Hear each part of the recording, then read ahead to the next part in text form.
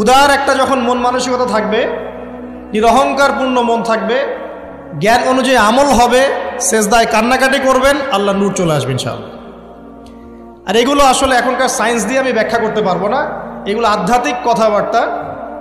আমাদের বাহ্যিক এই জগতের বাইরেও কিন্তু একটা জগৎ আছে, আমি মনে হয় বুঝাতে পারছি না। বারাকা, আল্লাহ পাকের বরকত কি দেখেছেন কখনো চোখ দিয়ে?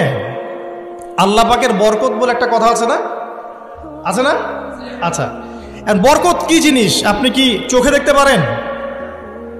এমন একজন সালাফের কথা পড়লাম যিনি 40 বছর বেঁচে ছিলেন। কত বছর? 40 বছর। এই 40 বছরে তিনি প্রায় 300টা বই লিখেছেন। কয়টা? 300টা। এখন বলেন, আমরা এখানে যারা বসে আছি অনেকেই 40 পার করে ফেলছি না? আমরা এই 40 বছরে কিছু করতে পেরেছি?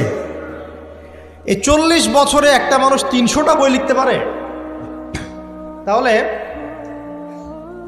আমরা বুঝতে পারছি যে তাদের সময়ের যে বরকত আর আমাদের হায়াতের বরকত এক না, বরকত সম্পূর্ণ ভিন্ন জিনিস।